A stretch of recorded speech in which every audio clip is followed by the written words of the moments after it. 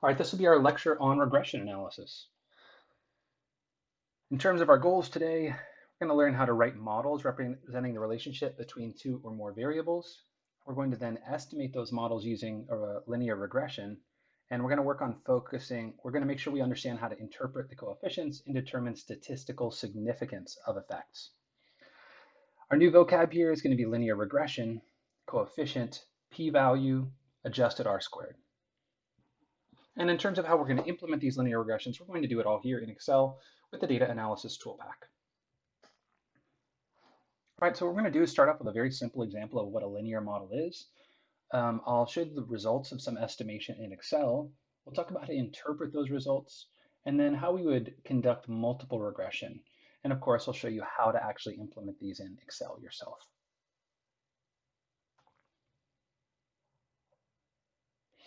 All right, so what do I mean when I say we're going to create a model or write out a linear model? Well, a linear model is just a way of representing the relationship between two variables x and y. So if we're going to look at this little graph here on the right, what we could see is that x is what we're going to think of as some sort of variable that we're going to be terming the independent variable in just a second, and y will be our dependent variable. And what we're going to try and do is come up with a way of looking at the relationship between x and y that can be captured by some kind of line, okay? And the line's going to have two components to it. One is going to be the intercept, that is the value of the variable y when the variable x is equal to 0. And then this value beta 1, which is going to be the slope with respect to x, the slope of y with respect to x. And so we could write this equation for y here that would say y is equal to beta 0, the intercept, plus beta 1 times the value of x. And that's going to trace out this line. Now, the two problems we're going to run into here are first that our outcomes y that we're going to be interested in modeling are often impacted by many different variables. So not just simply one variable x, but many variables. And the bigger problem that we're going to contend with is that many of those things may be unobservable, not just unobserved, but unobservable. And what I mean by that is if we were to think about data falling on a line, as we've made many scatter plots before, those points very, very rarely line up nice and cleanly up on a single line here. In fact, they'll end up being scattered all around what looks like a line that might kind of go through the middle of it. And the difference between the line and the data points themselves is captured by this extra term that doesn't show up here in our strict linear model. So let me read this expression for you. This says y, our outcome, and we're going to subscript this with an I to indicate this is for one individual data point, like a sample of data, can be captured by beta 0 plus beta 1 times x. And here again, I corresponds to the value of the variable x for individual I. So that would map us right here up on this slope in the exact same way that we would have with this line. But then we've got this additional term, epsilon I, and that's our error term. That is how much of a deviation there is between the data point itself and the prediction of the model, given the fact that we're imposing this sort of linear relationship on it. Now, the fact that we're looking at a sample of data necessarily means we're going to have to contend with sampling error here. Now, you guys should be familiar with sampling error at this point. It's been the sort of main problem we've had to address and work with since we started dealing with the central limit theorem. And here, too, we're going to be able to use estimators as a way of coming up with an unbiased estimate of these population values by using samples of data. And so we're going to talk about how sampling error plays into our ability to estimate these linear models. Now, the difference between these two, you'll note one of these has these little hats over top. This is pronounced beta hat. These are going to represent sample estimates from a population. Okay, so beta 0 itself is the actual population parameter, like mu is a population parameter. And beta 0 hat is our estimator of that. Okay, so let's talk about an application of a linear model when we're thinking about just a very simple model that would explain the wage we would see for an individual as a function of their age. Okay, so what I'm going to do here is I'm going to write out what we are going to call the true model here in terms of the population parameters. And it's going to say that the wage for individual I is can be given by this equation, beta 0, which is just an intercept, beta 1 times age plus an error term. Okay, and the data might look something like this, where generally speaking, we know that as adults get older, they tend to make more money. And so we would expect that as age increases, so does an individual's wage. Now here, these values, beta 0 and beta 1, are going to have very specific interpretations. Beta 0 is going to be the value of the wage when the variable x is equal to 0. So if we were to plot this line all the way back, what would we imagine the starting wage is for somebody that's 0 years old?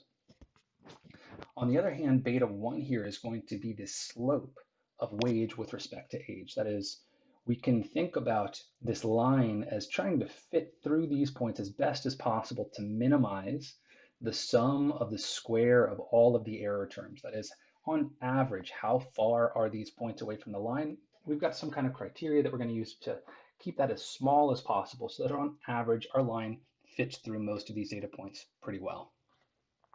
And so what we're going to be able to do then is we're going to recover the two elements of the line, the slope and the intercept. And the two of those would then allow us to figure out at any level of age what someone's wage should be. That is, given their age, where would they fall on this line that falls right in the middle of all of these points? Now, this y variable here, wage, we're going to call that the dependent variable because it's going to depend on the value of the independent variables, everything on the right-hand side of our equals sign here. So when we're talking about modeling something, we're often thinking about what variable we're trying to explain. That would be wage in this context, and what are we using to explain it, okay? And so the things we are trying to explain, we're going to call dependent variables because they will depend on the independent variables.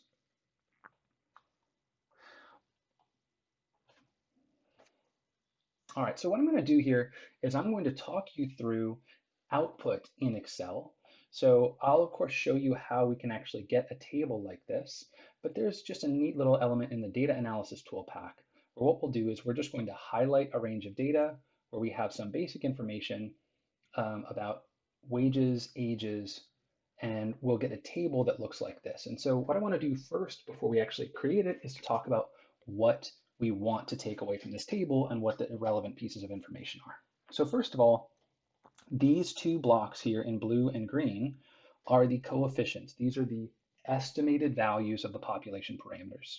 The one in front of the word intercept here refers to our intercept of our equation, which is beta 0. And the one next to age is the slope with respect to age. So what I'm going to do here is up on the top right, you'll see that I've written out the model that we intend to estimate in terms of the population parameters, beta 0 and beta 1. And then below it, what I'm going to do is write out what the equation is that we will be estimating. That is, when we actually come up with some coefficients, we're going to have our best guess from the sample of data we have that we'll be able to plug in for our intercept and our slope. And as a reminder, these are always in the units of whatever the dependent variable is. So since our wage here is going to be in dollars, that means these coefficients are going to be written in terms of dollars. So what does this regression say? It says that if we were to write a line that fits the relationship between wage and age, it would say that the intercept is about $8.19. You could think of that as the starting wage if age were 0, which is its own kind of a weird thing to say.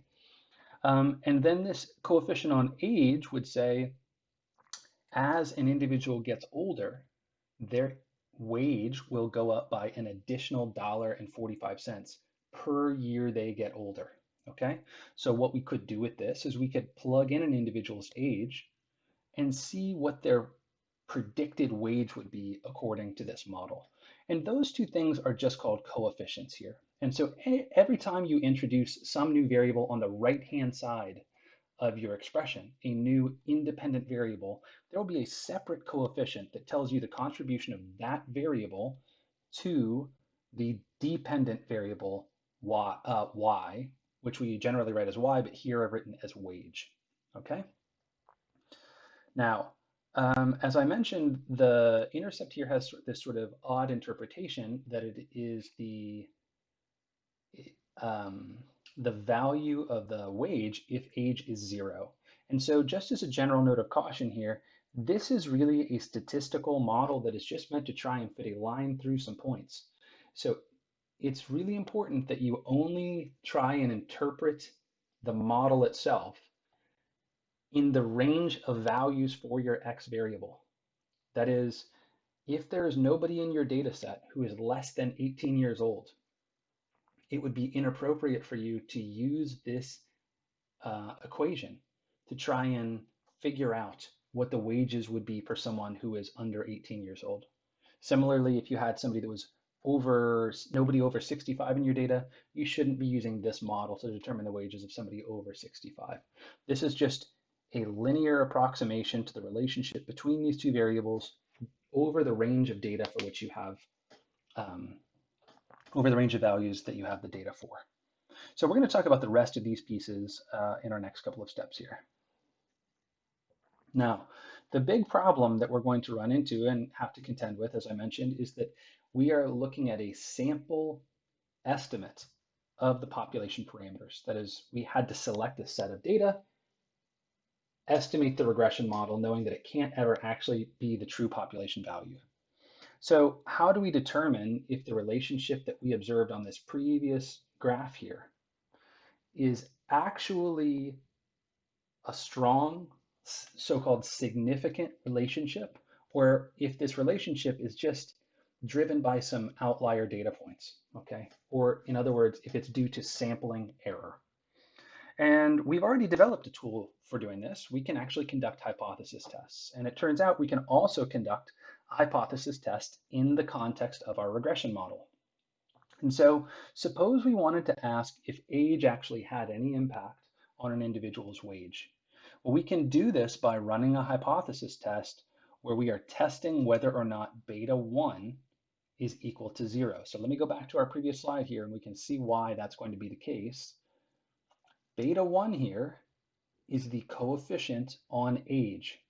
And so if age is unrelated to wage, it's equivalent to say, well, then beta 1 being equal to 0 would be a way of representing age being unrelated to wage, because then no matter what somebody's age was, the wage would be unrelated to that. Okay, we would in fact see data that is pretty much just randomly scattered with a flat line with respect to age if this was 0. And so that's what we're going to test here. We're going to test, in order to test whether age is unrelated to wage, we're going to run a statistical test that says, is it true that the population value beta 1 is equal to 0? Now, what we're going to do is the same thing we did before. We're going to identify a rejection region, and we're going to see if our test statistic falls in that rejection region. So let me walk you through how we're going to calculate a test statistic here. As we've dealt with our t-statistics before, our t-statistics are our point estimate minus the value under the null hypothesis divided by standard error. This is always going to be true. Now, our point estimate for our population value beta 1 is just the sample value beta 1 hat minus the value under the null hypothesis. Well, this is 0 under the null hypothesis and divided by standard error. So if we were to write this out, we could see that our test statistic here is just going to be our coefficient divided by standard error. And I'm not going to make you calculate these by hands. There is, of course, a way that we can do this, but Excel is going to spit all of these things out. We're going to talk through that in just a second. Our critical values here are going to come from the t-distribution, which we're all familiar with at this point. And for a given level of alpha, we know that we can write out the positive and negative critical values for a two-tailed test as 1 minus alpha over 2. And we also know that the t-distribution has an argument here for the degrees of freedom. And the degrees of freedom here is not just n minus 1 like it was in our simple hypothesis tests of a single population mean. Here we also have to adjust for the number of dependent variables, the number of independent variables in our equation.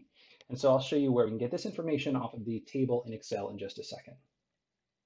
Okay, so back to our hypothesis test here. We're simply asking, does age actually matter, or is beta 1 actually equal to 0?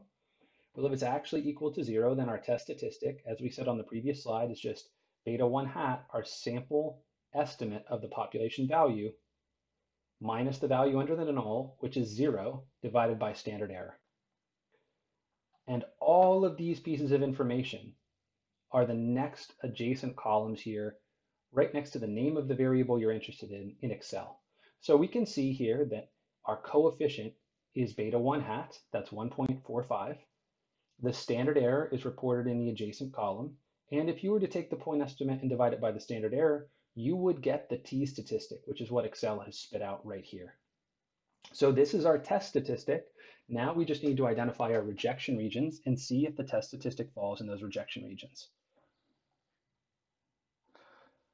So what we're going to do here, since we've said we're going to use a 95% level of confidence, that means alpha is 5%. That means our two rejection regions are going to be at the 2.5th percentile and 97.5th percentile of the t distribution. And for the t distribution here, we need to know the degrees of freedom argument, and that's going to show up right here as this residual degrees of freedom, okay?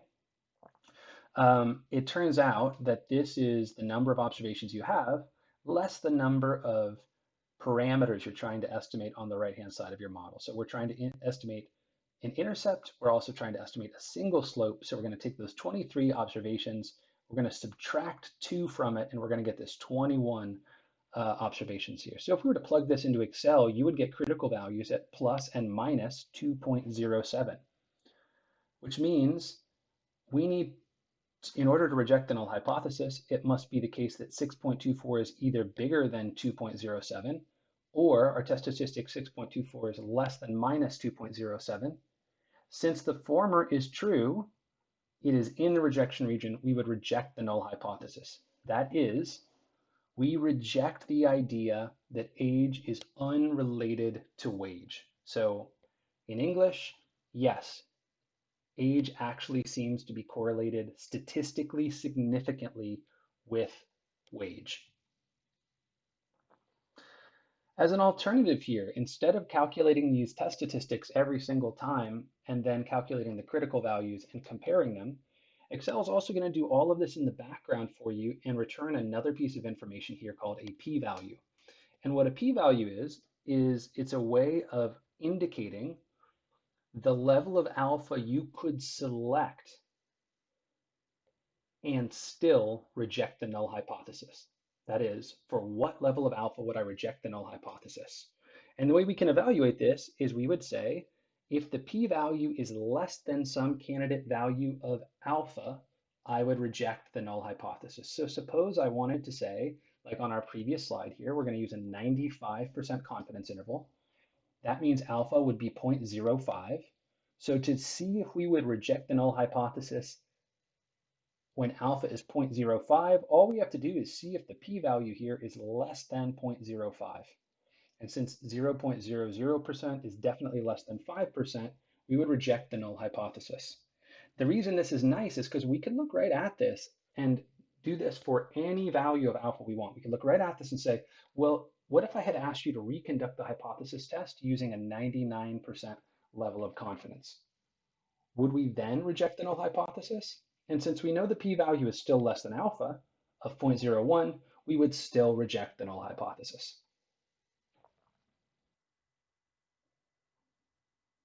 All right, now it's often going to be the case that we have an independent variable trying to explain a dependent variable, but there may be more than one independent variable that's useful in explaining the variation in a dependent variable. And so we're going to try and come up with a way of adapting our simple regression framework to account for multiple independent variables. So in our last example here, we were just trying to determine whether age was related to an individual's wage.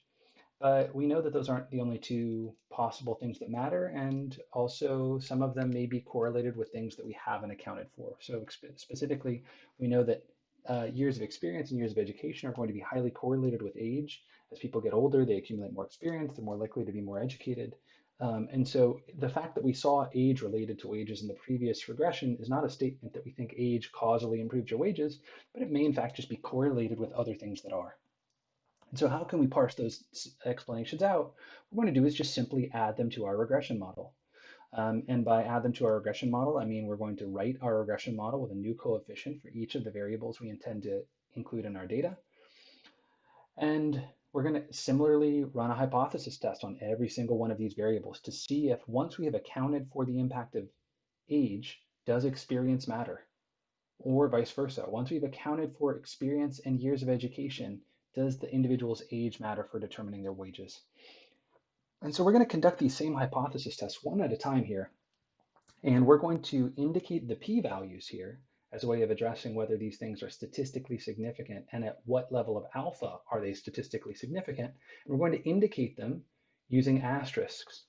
And we'll put an asterisk right next to the variable indicating whether it's statistically significant. Okay, and so if it turns out that the p-value is less than 0.1, we would put 1 star next to that variable. If it's less than 0.05, we would have 2 stars next to it. And if it's less than 0.01, we would put 3 stars next to it. And again, we're going to estimate this model. All right, what we can see here is this is the estimated equation. This is the sample counterpart to the population model that we wanted to estimate. And what I've done is I've just written the contents of this table out here in the full estimated equation. And what I've done is replaced each of the beta 0, beta 1, beta 2, and beta 3 with their estimated counterparts. So the intercept here is beta 0 hat minus 0.38 is beta 1 hat, 2.15 is beta 2 hat, and 0.59 is beta 3 hat. And before we get into the details about this, the way we interpret a multivariate regression is to say that the effect of increasing one of these variables while holding everything else equal is that coefficient. So let me explain this a little bit more carefully. What a regression is doing here is coming up with a match, people that look the same except for one value of a variable. So we're going to interpret this $2.15 experience coefficient as saying, imagine I found two people who are the same age with the same level of education, but one person had one extra year of experience. How much would their wage differ? And the answer is $2.15 more per year of experience different between those two people. So the multivariate regression is a way of accounting for all of the possible differences we might observe between different observations in a data set and being able to partial out or identify the contribution of one of these variables on the outcome of interest. Now, as before, we can conduct a hypothesis test. And for that hypothesis test, we can evaluate whether or not we would reject or fail to reject the hypothesis that the variable does not matter. So let me be more specific here. We could test whether the true population coefficient, beta 1 for age here, was actually 0. Now there's a couple of ways we can do this. The first would be just to look at the p-value. And remember, the p-value is going to tell me at what level of alpha would I reject the null hypothesis. And our common levels for evaluating hypothesis tests are, again, alpha at 0.1, 0.05, or 0.01. So at all of those conventional levels of statistical significance, we would fail to reject the null hypothesis. In other words, we would say, the data does not suggest that age actually matters for determining wages. Now, we can also take a look at this here. The Excel output is going to spit out a confidence interval for you. And here again, we can see that within the plausible set of values here, 0 is in that range. That is to say, it's possible that the true effect of age on your wages is $0 per year older. Now, why the difference this regression versus the previous model we looked at? Well, it is the case that as people get older, they tend to have more experience in a particular occupation. And so what we might have been capturing previously was the fact that as people got older, they were actually more experienced. And that experience itself is what was leading to a higher wage. And once we have accounted for experience, age no longer has any predictive power. So we can again evaluate whether or not any of these are statistically significant separately by looking at the p-value and comparing it to various threshold alpha values to determine how significant they are. Again, we said if it's significant at the 10% level, if the p-value is less than 0.1 or 10% as we've got it formatted here, it would get 1 star here. And this is just to aid the reader in seeing very quickly the level of statistical significance of the effect. If that p-value were less than 5%, we would put 2 stars, and if it was less than 1%, we would put 1 star. Now, there are two other ways of thinking about the value of the model we put here together. One would be this F significance test. And this is actually a way of evaluating whether, even if any of these variables themselves, if all of them didn't help explain what was happening for wages, but together they had explanatory power. This is a way of jointly testing whether all of these coefficients are equal to 0. And so this itself is actually a p-value. And so again, we can look at this and say, if this p-value is less than 10% or 5% or 1%, it's a way of telling us that the model that we have written has explanatory power over the differences in wages across individuals. This last element, the adjusted R squared that I have highlighted here, tells us how much of the variation in wages that we observe, how much of the differences in wages between workers can be explained by just age, experience, and years of education. And it turns out that our model, this set of information, can explain about 20% of the differences in wages across individuals in this particular set of data. What does that mean? Well, it means that this is a useful model, but it also means that there's 80% of the factors that determine wages out there are not accounted for in this model.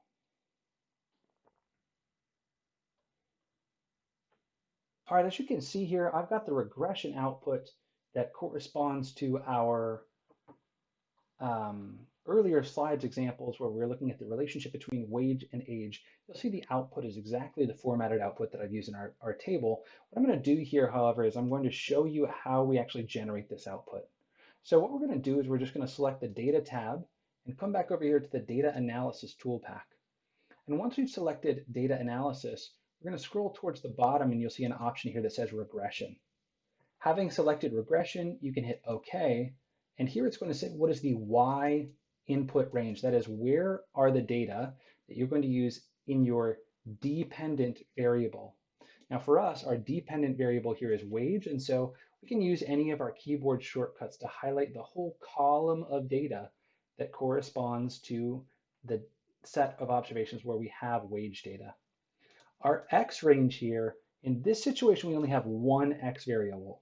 But if we had multiple independent variables, we would simply indicate all of those columns and rows. The caveat here is that those all must be adjacent to each other for you to select them jointly. Now, having selected them both, I'm going to select the little option here that says labels, and that's going to again tell Excel that that top row of data is a name for one of these variables, and it will then use that name when creating the table down here to make it easier for you to look at. Now, I'm going to put this table here. Where am I going to put this? I'm going to put it adjacent to this nice clean formatted one that I've already created because I want to show you some formatting changes I've made to make this look a lot easier. So again, we have our independent variable here is X, our dependent variable here is Y. We've indicated there's labels and we can select the range where we'd like to output this table, and then I'm going to hit OK. Now what you're going to notice is that this output looks identical.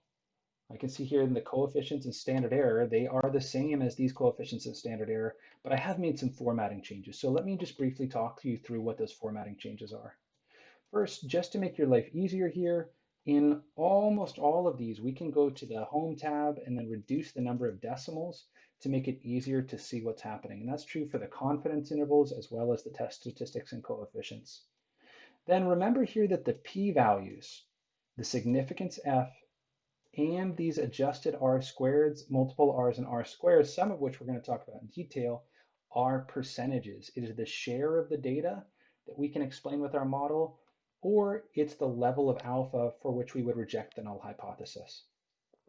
For your own benefit, that's a really easy way of formatting that so that you can take a look at the full table and have a much cleaner perspective on what's happening. In the same way, if we were to go to the salary multivariate tab, you'll see this is the output that I used for our table. Here's an example. We have multiple regression. Our model is a multiple regression model where we have wage as the outcome and 3 independent variables. Again, here I can just go to the data tab. I can select data analysis in the top right corner. Having selected regression, I'm just going to indicate the data ranges. So here, my wage is my dependent variable, and that's in B1 to B501. There's 500 observations, 500 different employees for whom I have data on age, experience, and years of education. Then the X input range will start here in C1 and go to E501. Once we have those in place, we can scroll back up to the top. Oops. Let's make sure we've actually selected that data appropriately. I'll make sure that labels is selected. And again, I'm going to move this into some adjacent cell. So I'm going to put this in N1 and hit OK. Again, you're going to see that these coefficients are the same. The standard error is the same as in my previous example. But again, I've gone through and formatted these so that the number of decimals makes it interpretable. You'll notice here that for these p-values, particularly small p-values like this is called scientific notation, and it's a way of indicating how many zeros show up before the first non-zero number. And so if we were to convert that to a decimal as a percent here, you'll see that it's 0%, and you'd have to add a whole bunch of decimal points before you'd start seeing the first non-zero number. In any case, this is the easiest way to do this. As long as you know which your dependent and independent variables are, running regressions in Excel is incredibly easy.